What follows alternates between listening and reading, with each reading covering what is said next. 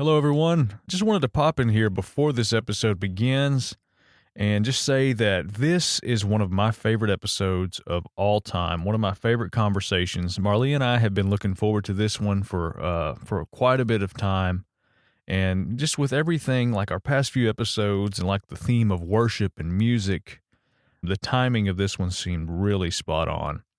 With that being said, we did have some technical difficulties that we were unaware of until we went back and listened to the episode.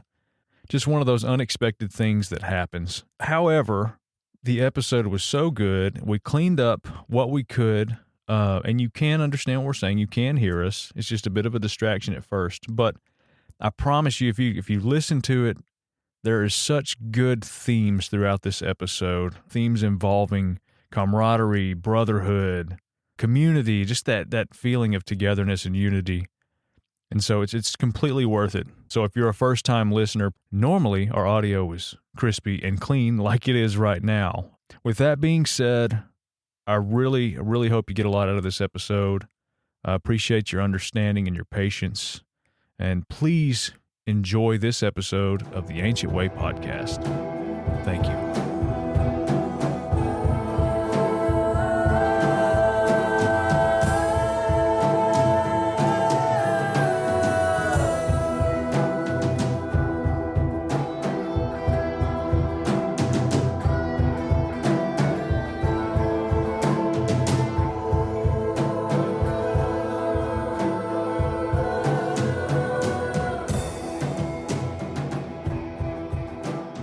Welcome to the Ancient Way. I'm James. I'm Marlia. We have with us today a long-awaited guest, one of the first ones we ever reached out to, Pastor Bob Beeman with Sanctuary International, also known as the Heavy Metal Pastor. Pastor Bob, how are you? Great, thank you. Thanks for having me on today. Absolutely. So I want to kind of introduce the introduction of like how I crossed your path. Years ago, I had this whole born again experience, and I had been a metalhead. I used to go to all the concerts and stuff like that, but I was really kind of a rageful person. I used to hate people all the time. Anybody that talks to me knows how I used to be. And but the whole born again thing happened. I met Jesus, and my music, every taste of mine changed from movies to music to everything, and it was like a reset. And so I got to know him during that time period. But afterwards, I was like, I heard a metal song came on. I think it was an Avenged Sevenfold had a new album or something. And I heard him. And I said, that just sounds good. I don't care what you say. And so I looked it up. YouTube is heavy metal okay for Christians. And of course, you pop up, and I'm like, I just need to hear it from somebody, you know? And the thing that you said that stuck with me was, it's not necessarily about the music. You'll know what to listen to and what not to, but it really is about your heart. And I just thought, oh yeah. And I thought about it. When I heard that song, I wasn't angry. I really appreciated the talent and the skill, this God-given ability to like express, which is what metal is. It's what music is. And so I want to thank you for that, just for being there on the YouTube and doing what you do. It's well, really that's awesome. valuable.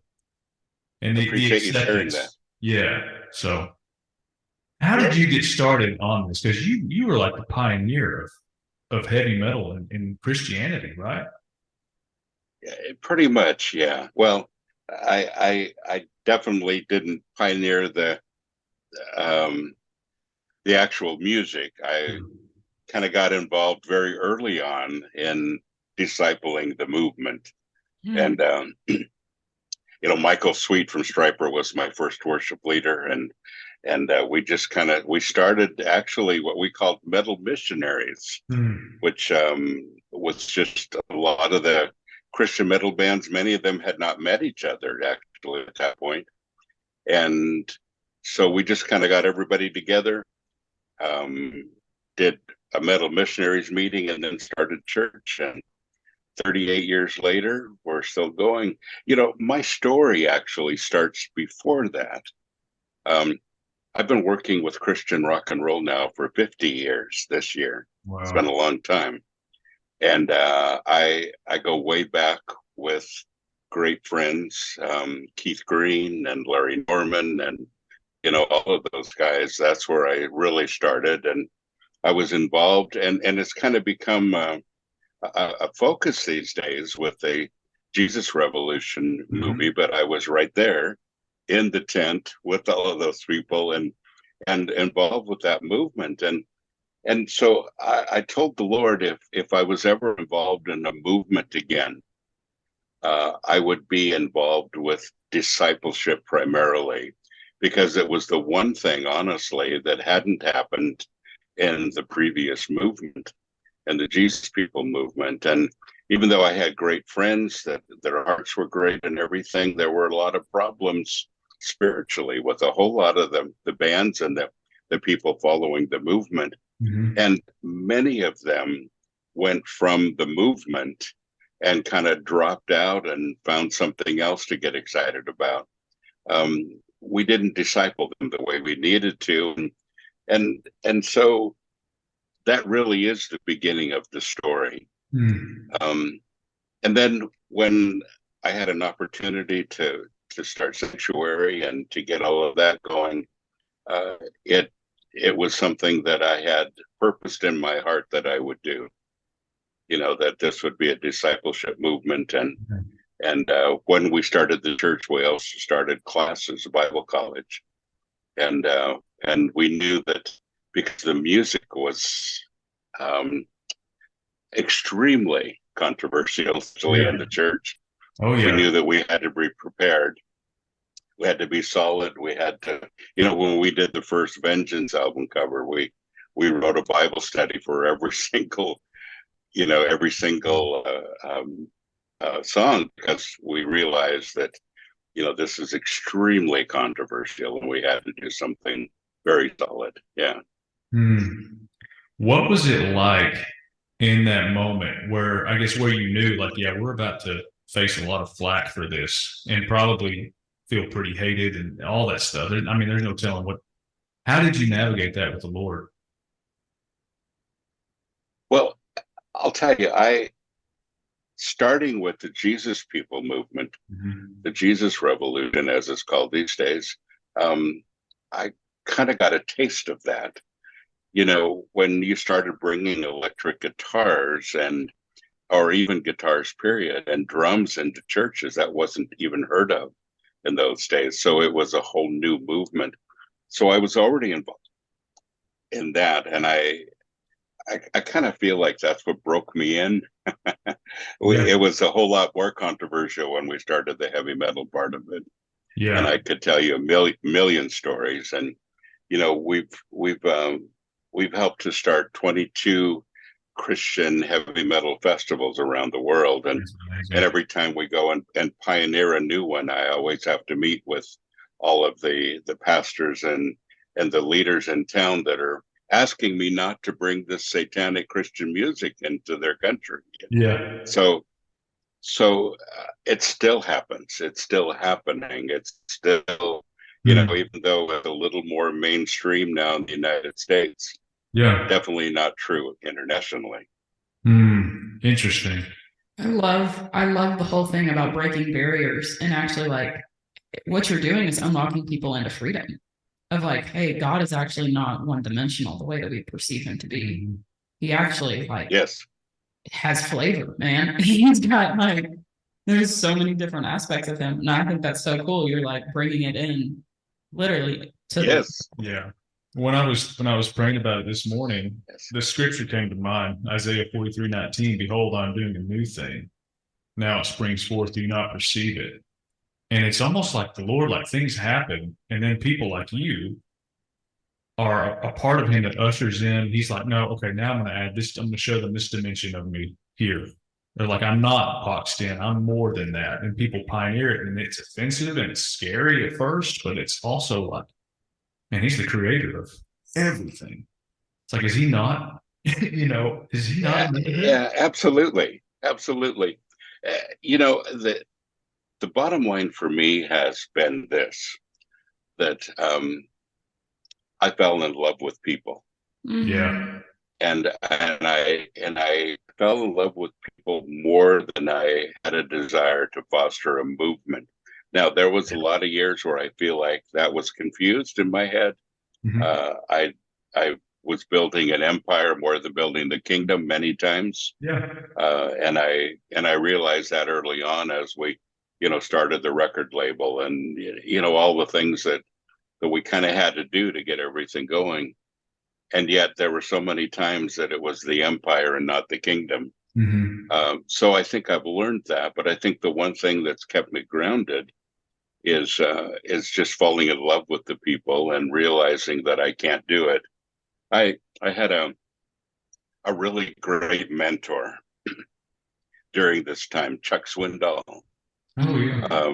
who is a great author, that radio program, just a great man of God. And I appreciated a little time that he spent with me to kind of help, because I was leading this movement and I didn't have any idea what I was doing. I mean, I had a heart for it, but there aren't any manuals out there to tell you how to do this. And there were so many things that were coming up, and the persecution of the church and, one thing or another. So he told me early on, he said, the only way you're going to do this is on your knees, you and God on your knees, and develop his heart for it. Yeah. And from that perspective, then things will move forward. And I would give that advice to anyone today working with any kind of ministry, because I think that is the bottom line. Yeah. I feel like that's the key with anything in your life, to be honest. Yeah. Like ministry, or if you're a business owner or whatever, it's like, yo, we're planting the kingdom here. And it's all done in partnership with God, And in love for other people. And then love for other people. Yeah. It's like, what a great honor we have. Yes. Yeah. So cool. Yes. That's great. So, and I know you've said that before too. If anybody wanting to start something, even a ministry or whatever, it's like, man, we'll just get his heart. Learn to love him and love people first, and let it be birthed out of that. That's what matters. Yeah. Yes. That is brilliant. Well, and when it's motivated by our hearts, you guys, then we don't get tempted to do a lot of things that maybe God hasn't called us to do. Yeah. I mean, that's a huge thing, because right now, for instance, we've been feeding the homeless now for 18 years, and we realize right now that because we've been diligent in it, and we fostered a lot of other people starting to feed the homeless too, and we provide the food for 7 other ministries, who also feed the homeless, and that's increasing. We're realizing now that our job becomes more and more providing for the other ministries, and maybe not as much hands-on with the homeless. That's taking a little bit of a step back for us, and bringing some other people along. And I think when you have an agenda, when you're building an empire, you kind of feel like you need to do it all. And we're reminded of that just this morning, that we're all doing this together. Mm-hmm. If somebody can do it better than I can, please let them go. So these days we hear, a whole lot of different people involved in the same things. And instead of joining each other, we each start something different. And I get that. I understand the mentality, but I love it when we work together. And then when we all fall in love with people together. A few years ago, I started using a new moniker with Sanctuary. We are metal, we are family. And I think that message is really important, because when you view yourself as family, that includes a whole lot of people. And you no longer are the catalyst for everything. Yeah. You belong to a bigger family, and you all work together. Yes. Yeah.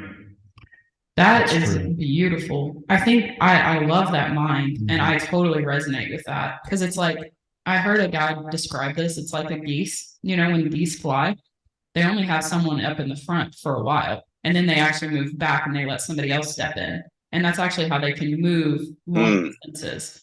And it's like, that is the principle of the kingdom. Wow. Jesus did that with the disciples. You know, Yes. he led it for 3 years, and then he was like, hey, it's better that I go away. And then he pushed them forward. And then it's like the 72. It's like, yo, this thing is expansive, and it's not about one person. It's not about one ministry. It's like I love that. That is the thing that the Lord is Yes. telling me. It's like, it is family. The family and the community. It's a family business, It man. eliminates the Yes. conflict. Yeah. Excellent. That's so good. I appreciate that about the Lord too, that he created us to work in family, which is what church means. Yeah. Yeah, man. Working together, right? Yes. And I think that's awesome. beautiful that you, like, even with your ministry, like, y'all are taking a step back, like, y'all are seeing a better role for y'all to fill. And it's like, man, if we stayed in control and we stayed like trying to cap people, then we would always want to do the things and like be the person, quote unquote, or whatever. And it's like, man, there's a better role for me here. It's going to fit me better. It's going to resonate with our people better. Yeah. Because God is so good. He wants the best for everybody. So it's like, and we're all here for a reason. He put us here for a reason, the desires of our hearts, and so letting them fly with that. Yes. Is, that's it. That's incredible. I love that. I love where y'all are at. That is so cool, man. Yeah. I want to circle all the way back because you mentioned Keith Green. Oh yeah. Okay. We got. You want to go? I don't. You go first, and then I'll go. Well, I think it's so cool because where we live, we're where Keith Green is from. So, you know, he was in Lindale, we're in Tyler. There's so much spiritual history here for us. In weird ways, like our church being connected with Keith Green, that like the Last Days movement, like all of that, it's been weird how the Lord has brought all this stuff together.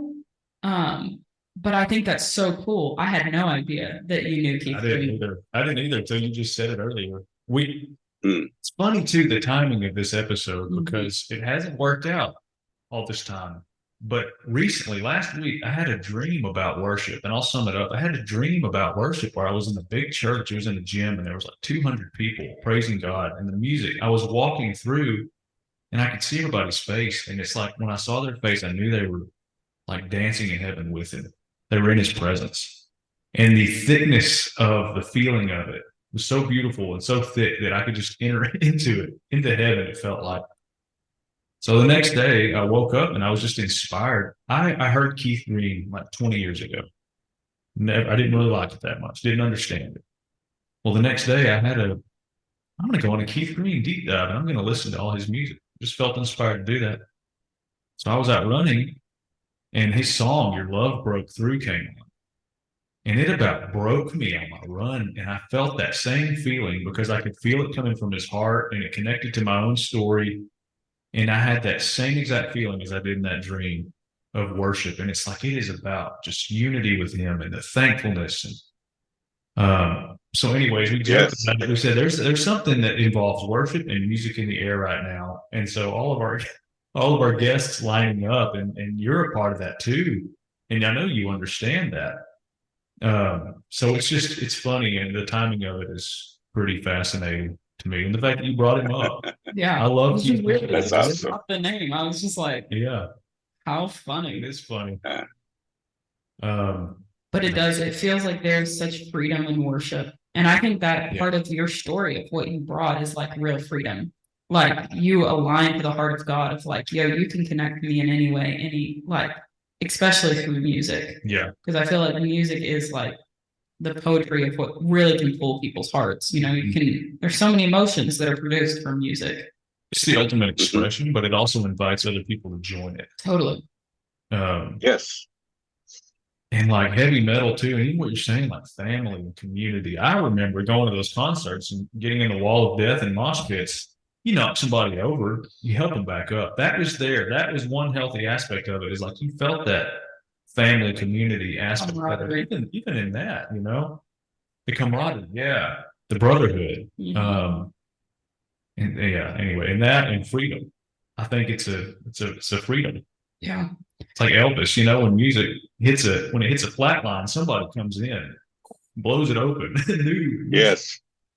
Well, you know, and it's always difficult when we try to spiritualize or make sense of music that we don't personally enjoy. Yeah.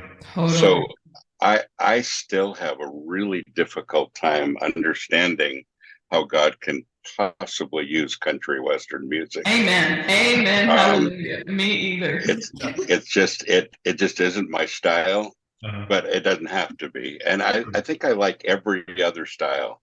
Yeah. And I'm talking about the old line country. It just kind of goes against everything that I enjoy and everything that I love about music. Yeah. But there are people that love it, and so I get it when somebody says, "How can this possibly be of the Lord?" Because I ask the same thing about country.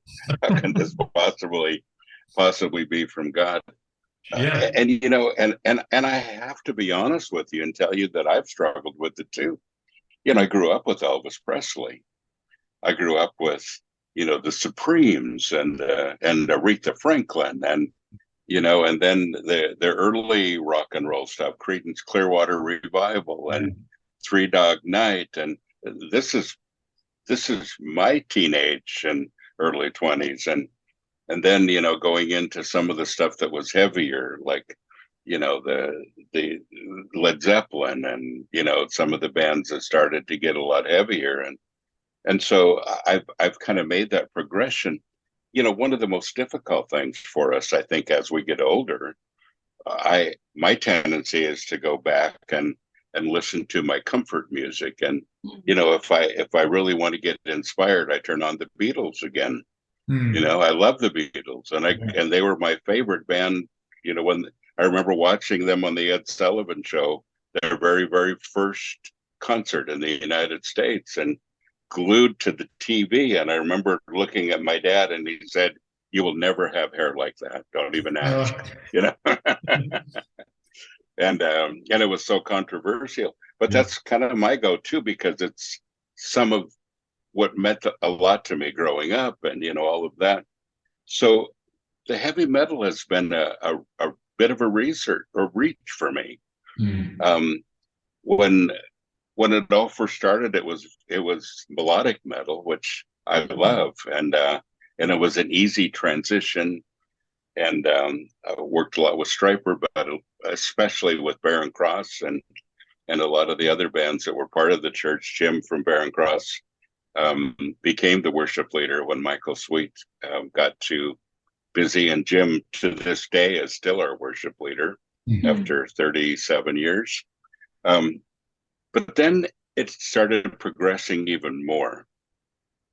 We started hearing a little bit of a distortion in music and metal. It was the voice quality was starting to change. The melodic part was starting to go away, and there was this marriage between punk rock and heavy metal. They had been diametrically opposed before. When I had one band that I worked with, I couldn't sign with our label. I asked a friend to sign them, a band called The Crucified. And but all of a sudden all this was coming together, and it was creating something really unique. And I remember getting together with my staff at Sanctuary and saying, we've got to create something. I want to lead in this movement, not just follow it. Let's do something that is so on the edge that we are not just copying the world's music, but we're leading it a little bit, And so that's when we put Vengeance together, and it was a no budget record, basically, and it's we're just getting ready to put out the 35-year anniversary album of the thing. But it was a no budget. Petra was in the studios and agreed to let us use the studio when they weren't using it, which meant all night long. We went in and recorded the album, and then my hand is on the cover of the album. One of my elders took the picture. Another one did the special effects makeup. I mean, it was an all in-house, how can we do this and without much money kind of a thing. And so one night I was going home, driving home from the studio early morning, and I had just been part of the gang vocals, the background vocals, the screaming vocals. Yeah.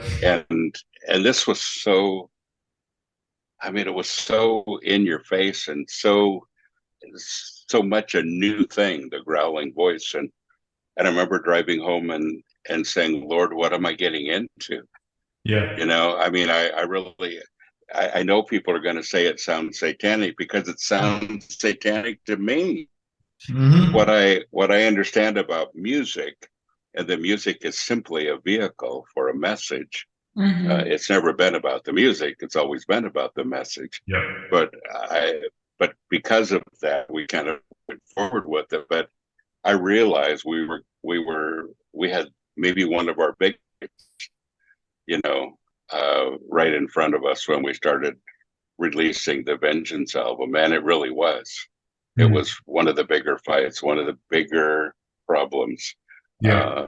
Even the record company that had agreed to take the album and to distribute it backed out of it because all these mom and pop Christian bookstores who carried Petra at the time, which was the same company, you know, said we won't even take Petra anymore unless you drop these people, unless you know, they kind of forced the whole thing happening, which left us in a really, I mean, I could go through story after story. Yeah. But it pioneered and ushered in kind of a whole new opportunity to reach kids. And I think in those years, and this was all in the mid to late 80s, we had two movements.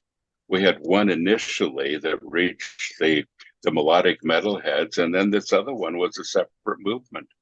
You know, the melodic metalheads didn't necessarily like the, you know, the hardcore music, and learned to, you know, after a period of time. But that was a whole new revival then as well. So, but you know, whenever somebody gets together with me and says, I don't think what you're doing is right, I think this is satanic, you've gone too far. I've had friends tell me that, and then, you know, years later embrace what's going on. But I get it, because if I wasn't in the middle of all of this, I really feel like I'd probably have the same questions. Yeah. You know? I love that. Yeah. I love that you have so much compassion too for the people who, you know, who just may not understand yet. Yeah. Yeah, that's a strength. Wow. Okay, so I love all of this. I want to go even further back. When was your first encounter with the Lord? And what drew your heart to him? Yeah, I became a Christian when I was 5, and it was a very real experience. I remember it. And I remember at 6 years old, the Lord calling me to be a pastor. And I was serious about it. You know, we'd go to church on Sundays, and my family would have to come home and then sit down and listen to me do a sermon. And I also played the piano, and I started playing the piano for church when I was 12. But even then I knew a lot of the hymns, and so I would lead the hymns on the piano, and the family would have to sing. And I started out, you know, very serious and prepared to be a pastor all of my life. So I don't have one of those stories of you know, coming from a real dark place, or I don't really remember much before I became a Christian. God has always been extremely faithful with me. But there was a point where I got more direction, and I'll tell you the story if you're interested. Yeah. Come on. I was probably 16, I think, most likely 15 or 16, and I was sitting on the tractor. Now, I grew up on a wheat farm in Montana, and I know I don't look much like a farm boy, but that's my beginnings. Small town, 19 people, my graduating class. Wow. We are still to this day, the largest class that's ever graduated from that school. Wow. So, you know, just a little tiny place. And my dad knew that if he was going to keep me on the tractor, we had to have a radio. And, you know, things had to be, we didn't have headphones. We didn't have any of that stuff then. So the tractor had to be loud, and the radio had to be louder than the tractor. So that's probably one of the reasons I don't hear very well today. But I used to listen to the radio, and then one day, as I was driving the tractor, this song came out by Norman Greenbaum called "Spirit in the Sky."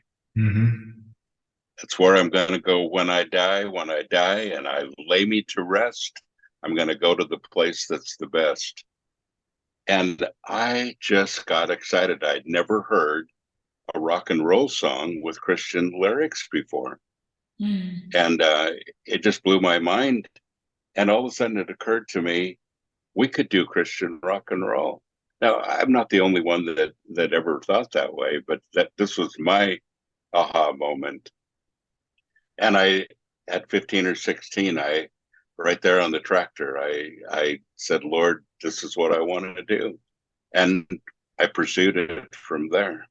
Wow. So I was called to be a pastor when I was 6, and called to do and to help to pioneer a movement. And later on, it's exciting, you guys, to see how the movement has progressed, how many people have the same vision. Again, I'm not the only one. How many people are excited about it? Glenn Kaiser from Res Band and I are going to be starting a new podcast for bands, because both of us are old geezers and we've been friends since they started, and just all these years later. And I think we've still got some discipling to do. We still got some things to teach. The older men teaching the younger men, the older women teaching the younger women. It's very much needed in our movement, but it continues to be very exciting. And the calling, we're never done. At 6, I felt called to be a pastor, and God has never called me not to be.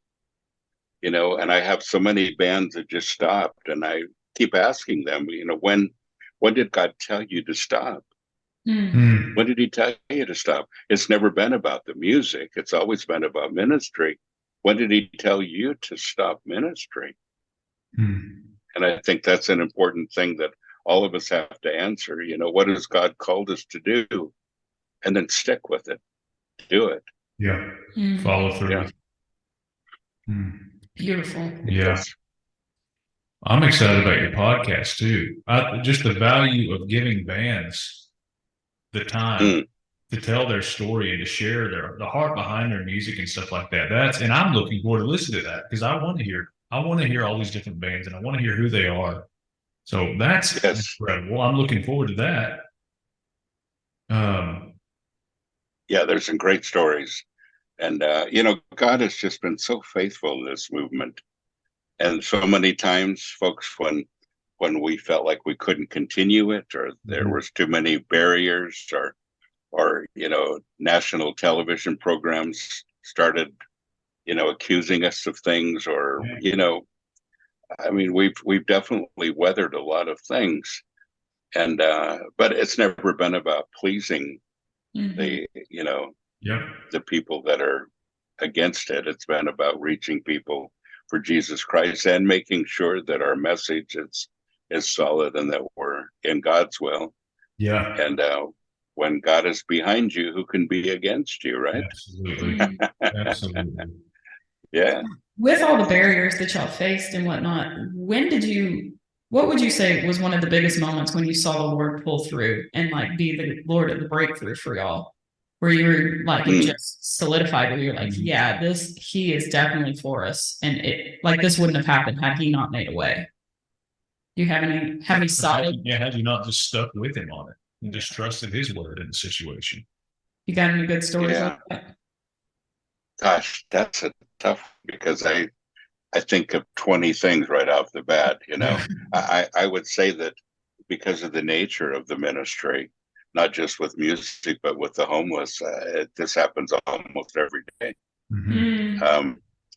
It's been great. I think one of the things that really stands out, I made a transition from California to Tennessee, and left what we had started there. And the Lord told me basically to really concentrate on the international ministries more. And that was a hard thing for me. I enjoyed what I was doing in California. I enjoyed the church. At one point, we had 1,200 people in the church, and lots of great metalheads, and not just heavy metal music coming out of there, although it was almost exclusively metal, but Christafari, Christian reggae band, came out of Sanctuary. In fact, Mark, the singer, is a Sanctuary pastor. And then punk bands, and just Tim Pope was on our worship team, and he was a drummer for Ray Charles. We had a lot of different styles of music there, so it was difficult to leave that, and I knew that God was telling me to go, so I did, and I followed him, and there were a few rough years when I moved to Tennessee. I started Sanctuary here, started the classes, and then just waited for some open doors. We started a festival in Sweden, and a bunch of guys put it together, and they actually named it Bob Fest. And it was really a great time. It was the first we did the first Christian heavy metal festival in the United States, Metal Mardi Gras, and this was the first Christian heavy metal festival in Europe, and it was again in Sweden. So we started Bob Fest. From Bob Fest came quite a few other festivals, and they grew and they grew and they grew until there were 22 festivals in all, and we were able to pioneer Christian metal in 22 countries that we were directly involved with, and I traveled and spoke in all of them. I think that was probably the most difficult thing, to answer your question, because it was hard to leave something that you saw as being very successful into something that you had no clue where you were going and how to do it. And I was not a seasoned international traveler, so I became one, but you got it was all new. Yeah. Yeah. Yes. Yes. We need a heavy metal festival here in Tyler. Right. You just let us know. So cool. Yeah. Yeah. No, that's incredible. That is, yeah. I love the whole, because again, I feel like that's the kingdom, because it's not about the success of the ministries. It's actually just following the voice of the Lord. Yeah. And if the Lord had established that one, then the Lord will establish the next one. And it won't be out of our own strength. It's not something that we're building. Yeah. Well, even like you said, the difficulty, I enjoyed being in California. I didn't really want to move, but you did. You followed his voice in that. It's like even some of the stuff that you don't want to do, or even saying no sometimes, if there's an opportunity that looks incredible, and the Lord's like, oh, not this one, to pass on something. It's like, all right, following his voice. It's like extreme faith. To me, that's a wholehearted kingdom move. Yeah. It's like when your heart is so for the Lord and for the kingdom, it's like it doesn't matter what quote unquote success looks like, because you'll be successful with the Lord. Yeah. Because you have plans to prosper you and not to hurt. He's got you. He's got so many other people in mind too. And it's I think he's that's a good shepherd. He's a good shepherd. Yeah, where he wants to. And you guys, everybody. It goes back to something that we were saying a little while ago, that when you fall in love with people, you do things very differently. Yeah. And I think this applies here as well. Mm-hmm. As we were starting the different festivals and kind of helping to pioneer the music in different places and reaching whole new groups of people, we had an opportunity to establish sanctuary everywhere, and we chose not to. And I'm not saying that God doesn't lead some people in that direction, but I knew it wasn't the right direction. There's something so rich and so personal about God birthing a ministry in a particular location, giving it your own name, giving it your own feel, giving it your own personality. All of that is so important. And just to be part of a larger collective, I think we've learned that from a lot of denominational churches that kind of have more of a stranglehold on their congregations than they do of freedom. And that's not every denomination, but it is a few. Sure. And so we really never wanted to do that. And there was a point where we had quite a few sanctuary churches, people that were identifying that way. And we just asked everyone to go autonomous, simply because it needed to be a personal thing. So to this day, I still disciple a whole lot of these people. They're still, I'm still very much involved with them, but it's from a friendship and from a mentor position, and not one of you belong to my organization. And I think we're going to see more of that these days, because I think we have to get to the place where we're not just building super ministries and super churches, but we're in the trenches and we're doing things as God calls each personally, to be involved. That's important. That's one thing I really value about our church here, is like the Lord directed it and the Lord established it, and it was birthed out of nothing. And, it was literally just a group of people, a group of friends that established it 10 years ago. And it was by the blueprint of what the Lord had showed. And, and it's because it was that it's bringing our own flavor here, the flavor of heaven, like we're called to be the embassy of heaven. We're supposed to be planting heaven here. Like, your kingdom come, your will be done, on earth as it is in heaven. And it's like, if we are trying to copy each other or even just replicate things, it takes away from this beautiful, unique flavor that we're all called to carry in our own space, and otherwise then we're not going to get to see the whole picture. We're only going to see replicas of the picture. Right. It's like, we want to see the whole totality of things. And where I think we get stuck sometimes too is that we start planting churches and we forget to plant people. Yes. I'm much more concerned about mentoring people and then giving them kind of an attaboy as they begin to have their own visions and as they begin to plant, because I think that's really the way that God moves with me, and I think he does with most people. When we're so focused on planting churches and we don't see people, we don't see the leaders, we don't see the job of mentoring and how important all of that is, then I think we continue to foster what I think is one of our biggest problems today, and that's that the church has become more of a spectator sport than Acts chapter 2 outlines. I'm writing a new book right now that I'm very excited for. It's from Acts chapter 2, verse 42, and the verse says, they devoted themselves to the apostles' teaching, to the breaking of bread, to fellowship and prayer. And it just kind of gives that 4-point outline. My new book is called Teach, Meet, Eat, Pray. And it's just, God's design for koinonia. But nowhere in the Bible does it say that you watch somebody speak, watch them perform, watch the choir perform and then go home. It's not the involvement that was meant to be. And it can be that too, but if that's all, not doing it. And I think not in just our heavy metal ministry, but in ministries, period. I think this is becoming a more vital talk that we all have to have.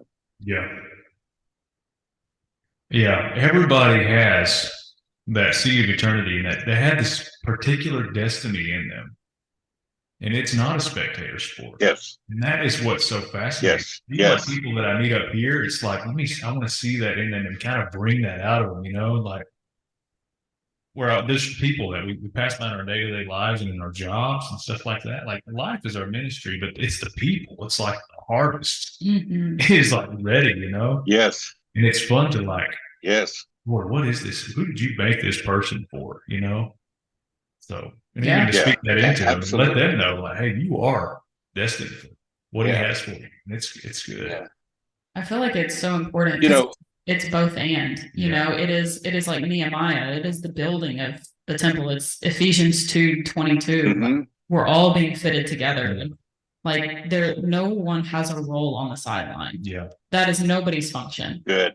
It is like you have to be in the game. You have to come loaded. I'm like, dude, yeah, we're built for this. And even like the joining of get together, like even church Sundays. I was just telling James this the other day. Like for a couple of months, I was like, Lord, I'm so tired of this stupid routine. Like I play on the worship team. I play the rhythm electric guitar. And I was just like, why are we just continually doing this? And one of the things that the Lord showed me was like when we gather together, it is a wrecking ball for not just the earth, but for the world, like the world. It was like the universe. Yes. It creates an incense and it actually allows even all of creation and it allows all the angelic hosts. It's like this, it's the gathering of family. Yeah. And we all have the invitation to not sit, but we have the invitation to engage in the heavenly realm and be together. And, you know, like we're surrounded by a great cloud of witnesses. Like they're all there and you can engage with all of them. And to me, it just took on a whole new meaning. And so now I'm like, I get excited. I'm like, okay, let's do this. Let's do this together. I want to bind together with each other. Yeah. Anyways, when you said that, it made me go there. Well, and I didn't mean to interrupt you. Yeah. The most exciting part of that and I'm 70 this year. Well, I'll be 71 this year, I guess. Yeah. But the most exciting part of that for me has been longevity. You know, we have Sanctuary, our organization. We've been around for a little while, and the same people that were on my staff then are pretty much on my staff now. All of our podcasters that you see have been with me for decades. You know, Todd, the guy that is our executive director, has been with me for 42 years. You know, most of our podcasters have been with me 35 years, 37 years, 38 years, many of them. And the newest guy, the newbie, has been with me 22 years. Wow. So, but I can tell you that that's been the biggest blessing. They're not afraid to tell me what I need to hear. I'm not afraid to tell them. I always tell people that we know each other very well and we like each other anyway.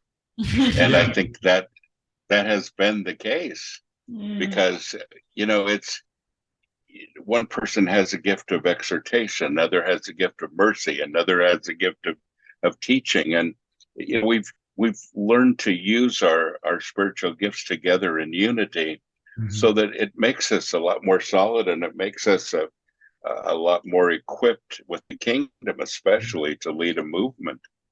I am completely unbalanced with my staff, and I know that, and I appreciate so much that they have that input into my life. That's cool. Yeah. What's that old saying? You can't scratch your elbow with the same arm or something? Never. Okay.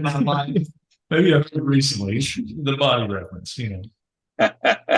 Wild. Yeah. Something like that. It's true, you know. You gotta have people, you gotta have other people and other strengths, the balance, you know, everybody, the body. It's good. Anyways. I think that is so cool about the longevity.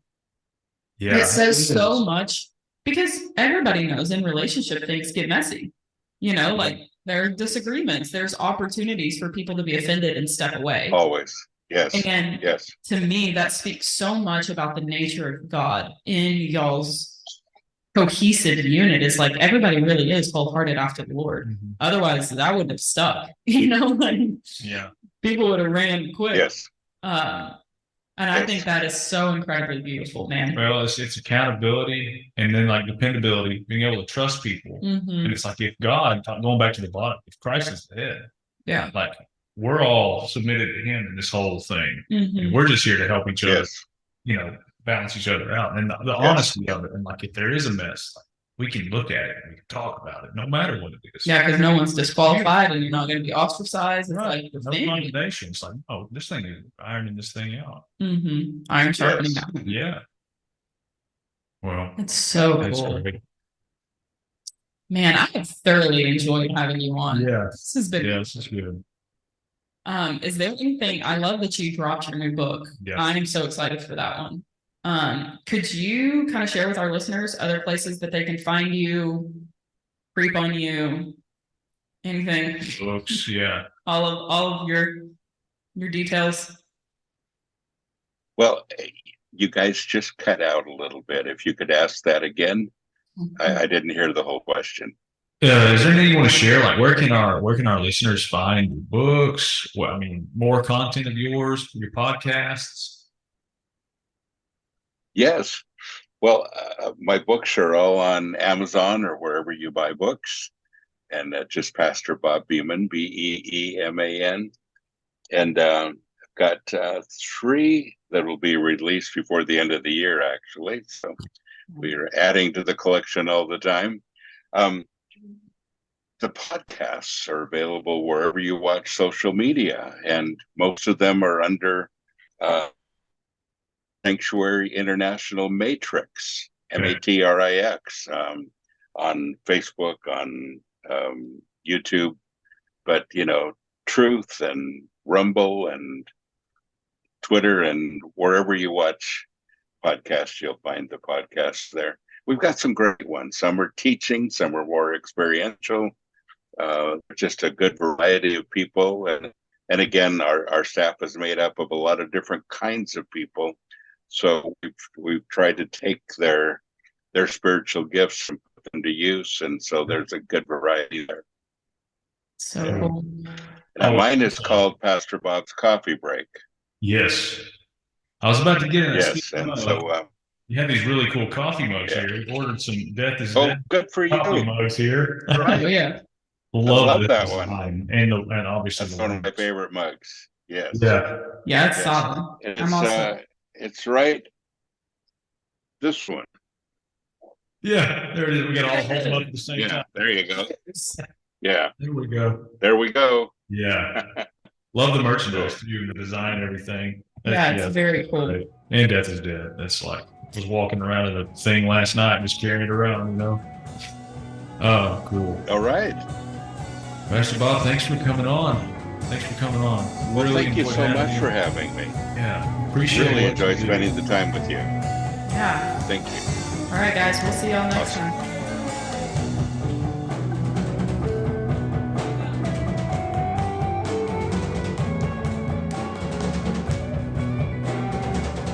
If you enjoyed this episode of the Ancient Way podcast, drop us a like, share with your friends, share with your family. And if you'd like to support us and what we are doing, and you would like to play a direct role in our growth and things that we do in the future, we have a donation spot at the bottom of our show notes. So you can click on that, give however much you want. We appreciate absolutely everything. We appreciate our listeners and everybody that's already come alongside and encouraged us, and even everybody that's been on our show. So thanks, guys.